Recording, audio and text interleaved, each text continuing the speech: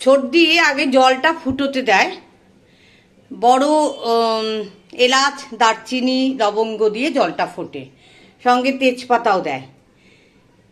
তারপরে চালটা দিয়ে দেয় পরিমাণ মতন চাল। যদি আপনি চায়ের কাপের, ধরুন আপনি হয়তো 4 কাপ চা নিলেন, চাল নিলেন, 1 ঘন্টা ধুয়ে রাখবেন। তারপরে মোটামুটি 10 মিনিটের মতন চালটাকে একটু জলটা ঝরতে দেবেন। ঘি তেল আপনার পরিমাণ মতন, আপনি যেরকম খেতে ভালোবাসবেন সেরকম দেবেন।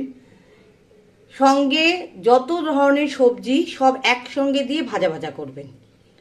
চালটাও দিয়ে দেবেন, দিয়ে ভাজা ভাজা হবে।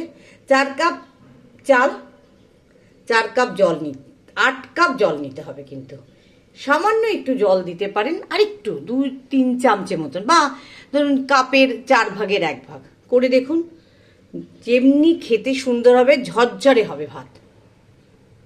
এইভাবে রিতার রান্নাঘরে নানা রকম রান্না পেয়ে যাবেন। আজকের রান্নাটা কিন্তু ছদ্দিই করেছে।